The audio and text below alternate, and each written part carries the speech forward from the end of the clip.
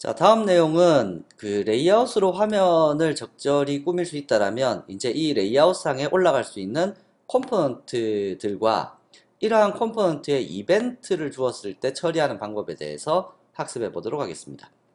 우선 컴포넌트들을 전부 다 노드라고 얘기를 하시면 되는데요. 노드의 종류에는 쉐입 계열의 클래스가 있고 이미지 뷰 계열의 클래스, 미디어 계열의 클래스, 그 다음에 그룹 계열의 클래스, 커스텀 노드들의 클래스가 있습니다. 이 중에서 그룹 계열이 앞서 학습하신 레이아웃들이라고 보시면 되고요. 이미지 뷰는 말 그대로 이미지, 미디어 쪽은 미디어, 뭐 사운드나 뭐 이런 쪽이겠죠. 쉐입 쪽은 완전 그림, 그러니까 우리가 뭐 원을 그린다든지 뭐 사각형, 뭐 타원, 뭐 이러한 것들을 그릴 때 사용하는 클래스고요. 커스텀 노드는 이제 그 앞서 보신 거는 레이블 하나밖에 없고요. 그 외에 뭐 버튼이라든지 라디오 버튼, 토글 버튼, 체크박스 뭐 이러한 등등의 컴포넌트들이 바로 커스텀 노드들입니다. 그래서 지금 예제를 만들어 볼 거는 바로 이러한 커스텀 노드를 그룹상에다가 배치를 하고 여기에다가 이벤트, 예를 들어 뭐 버튼을 눌렀을 때 어떻게 하겠다, 텍스트 필드에 글을 넣었을 때 어떻게 하겠다 라는 등등에 대한 이벤트 처리를 한번 해보겠다는 이야기입니다. 자, 이러한 그 노드들의 계열은 상속 계열은 다음과 같습니다. 노드라는 것이 최상위 그 계열로 존재하고요. 그 아래에 쉐입, 이미지 뷰, 미디어 뷰, 여기에 스윙 컴포넌트. 이 자바 fx가 나오기 전에 awt가 나왔고 aw 다음이 그 스윙이라고 했었고 스윙 다음에 자바 fx라고 했었잖아요. 그러한 스윙 컴포넌트들을 이 자바 fx에서 그대로 쓸 수 있습니다. 물론 이거를 조정할 때 조금 미세 조정 부분들이 있고 몇몇 가지는 호환이 안 되는 부분이 있긴 하지만 그래도 대부분의 스윙 컴포넌트들을 자바 fx 상에서 표현할 수가 있습니다. 그 다음 그룹 계열은 앞서 보신 거고요. 커스텀 노드 이러한 식의 상속 관계가 구축되어 있다 라는 정도 아시고, 예제를 버튼하고 텍스트 필드만 배치를 해서 한번 이벤트 처리까지 만들어 보도록 할게요. 자, 그러면 예시에서 역시 마찬가지 형태는 동일하기 때문에 테스트를 가지고 만들겠습니다. 그래서 노드스라고 할까요? 해서 노드스라는 예제를 조금 전과 마찬가지로 하나를 만들었고요. 여기에 상위에서 컴포넌트를 먼저 선언하겠습니다. 이번에는 레이블 하나와 레이블은 id를 묻고요. 얘를 입력받을 수 있는 텍스트 필드 하나를 선언하겠습니다. 필드 id 필드 id 레이블이라고 하면 되겠네요. id 필드는 new text 필드. 자, 하나 만들어 두었고요. awt에도 텍스트 필드가 있는데 우리는 자바 fx를 쓰고 있습니다. 자, 다음에 버튼 하나를 만들어야 되겠네요. confirm 버튼.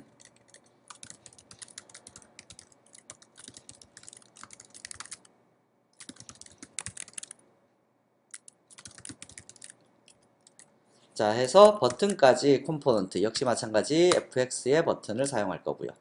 자, 세 가지를 만들었고 우리 보더 페인을 사용합시다. 보더 페인에서 레프트, 센터, 그 다음에 라이트 이러한 식으로 사용하시면 되겠네요. 자, 그래서 우선 보더 페인이 루트가 될 거고요.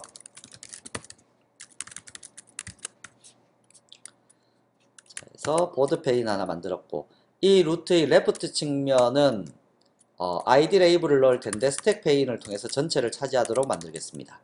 스택 페인, 레프트 페인은 스택 페인 해서 레프트 페인에다가 children을 얻어내어서 add를 하기를 id 레이블을 넣을 거고요. 그런 다음에 얘를 루트의 set left 영역에다가 레프트 페인을 주겠습니다. 자, 그러면 레프트 쪽 구성이 완료됐고요. 다음에 센터 쪽도 역시 마찬가지로 스택 페인으로 센터 페인 하나 만들고요. 그 다음에 센터 페인의 children에다가 add 하기를 id 필드를 넣어주겠습니다. 다음 루트에다가 set center에다가는 센터 페인을 넣어주시면 되고요. 마지막 하단에다가 스택 페인 바텀 페인은 스택 페인. 여기서 바로 조절하는 것이 있던가요? right, center right를 바로 조절하는 게 없네. 얘는 포지션을 따로 줘야 되겠네요.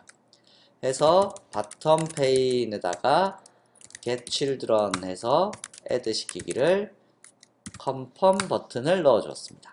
그래서 root.set right, set bottom이죠. set right로 배치를 해버릴까요? right pane.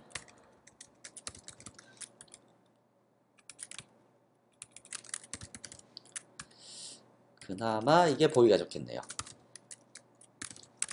해서 right pane을 자 세팅을 해두었습니다. 자 이렇게 띄워두시게 되면 얘를 실행을 시켰을 때 어떠한 모양이 나타나는지 한번 볼게요.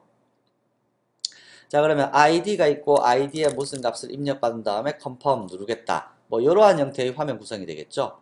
자 해서 여러분들께서 어떠한 패널을 만들고 페인 이제 화면 구성 레이아웃을 설정을 하고 나서 각각의 콤포넌트 레이블이라든지 텍스트 필드라든지 버튼과 같은 이러한 콤포넌트를 사용해서 보시면 되고요. 물론 콤포넌트에 대한 내용도 여기에 포함이 되어 있습니다.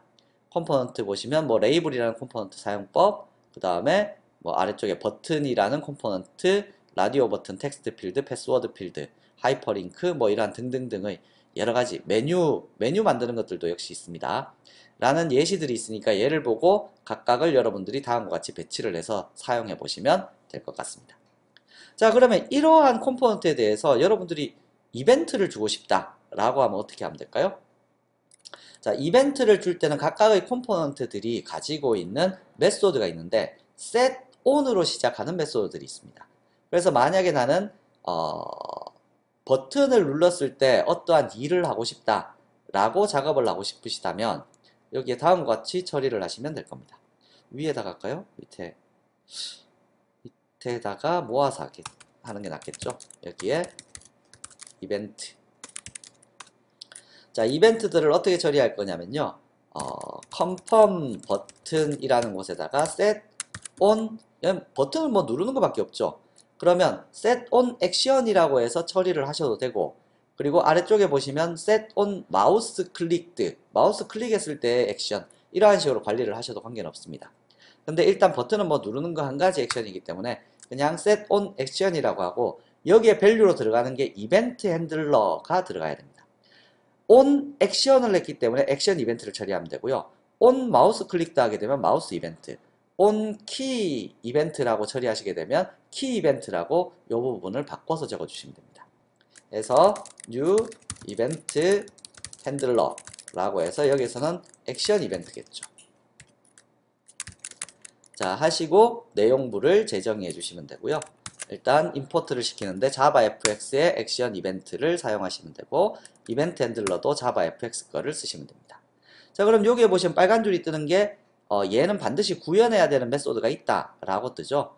그래서 얘를 딱 선택을 해주시게 되면, 자 여기에서 이 핸들이라는 요 메소드가 언제 실행이 되냐면 이 버튼을 액션 시켰을 때, 다시 말하면 눌렀을 때 실행된다 라는 뜻인데, 자 이렇게 눌렀을 때 뭘 하고 싶으시냐면 여러분들은 id 필드에 적혀있는 글자 값을 가지고 오고 싶죠.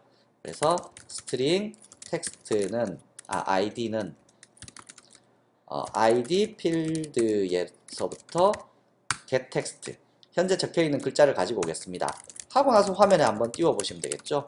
id는 id. 자, 이 이벤트 처리가 잘 되는지 한번 확인을 해 보도록 하겠습니다. 자, 아래쪽 콘솔 창도 잘 보시고요. 자, 실행을 시켜 보시면, 자, 여기에 뭐 KIMSH와 같은 요러한 글자를 적어 놓고 confirm 버튼을 딸깍 눌러서 액션을 실행을 시키게 되면 다음과 같이 id는 뭐라고 뜨죠? 글자 조금 수정한 후에 다시 수정하고 엔터. 자, on 액션이라는 이벤트는 텍스트 필드에서 엔터 키를 쳤을 때도 처리가 되는 부분인데요. 지금은 안 되죠. 지금은 이벤트를 누구한테 줬냐면 이 버튼한테 이벤트를 줬습니다. 그렇기 때문에 버튼 눌렀을 때만 되는 거고, 여기서 엔터를 쳤을 때 처리하고 싶으시다라면 id 필드 set on action, 이 부분이 id 필드가 되면 되겠죠. 그러면 이제 여러분들이 처리하고자 하는 내용들을 처리할 수 있습니다.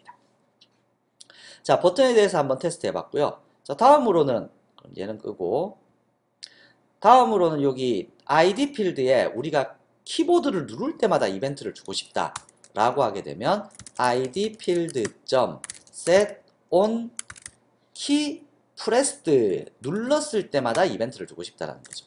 여기도 마찬가지 이벤트 핸들러를 작성하는데 얘는 키 이벤트라는 거를 통해서 작성을 하시면 된다는 얘기입니다. 자, 그래서 키 이벤트를 처리할 수 있도록 만들어 주시고요. 얘도 여전히 빨간색 줄이죠. 마우스 올려보시면 구현하지 않은 메소드.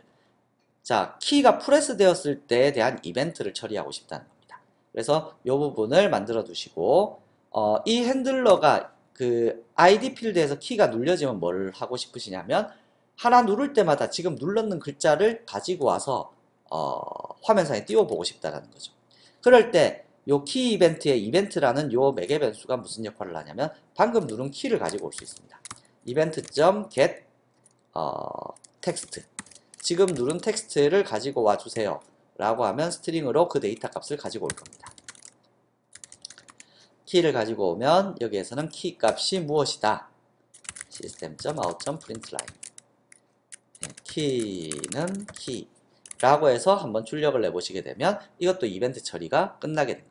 지금 이벤트 몇 개를 처리했냐면 id 필드에서 키 눌렀을 때, 그 다음에 확인 버튼 눌렀을 때, 뭐 두 가지 이벤트가 처리가 되겠네요. 자, 실행을 시켜보시면, 자, 여기에 K라고 누르면 K라는 키를 가지고 왔죠. I, 그럼 I를 가지고 왔죠. M을 가지고 오고, S, H. 자, KIM에서 H 가지고 왔어요. 다음에 여기에 적혀 있는 것을 한꺼번에 다 보고 싶다, confirm 하시게 되면 ID는 KIM에서 H. 다음과 같이 이벤트를 처리할 수 있다는 얘기입니다. 자, 그래서 뭐 자바 fx는 뭐 크게 어렵고 쉽고의 계열은 아니고요. 여러분들이 얼마만큼 많이 활용을 해보시느냐에 따라서 UI를 구성하고 데스크탑 어플리케이션을 만들어낼 수 있다라는 겁니다. 뭐 유용성 측면에서 어느 게 개발이 빠르고 어느 게 개발이 쉬우냐, 뭐 이런 거에 따라서 뭐 델파이를 사용하든 뭐 VB.NET을 사용하든 뭐 C#.NET을 사용하든 여러 가지를 쓸 수 있는데요. 일단 자바를 가지고 데스크탑 어플리케이션을 사용하는 경우는 다양한 플랫폼에서 동일한 UI 속성과 동일한 액션들을 취할 수 있도록 만들어 주기 위해서 주로 자바의 이러한 자바 fx와 같은 그 API를 이용해서 화면을 구성하기도 하는 것으로 기억하시면 될 겁니다. 자, 다음으로 넘어가죠.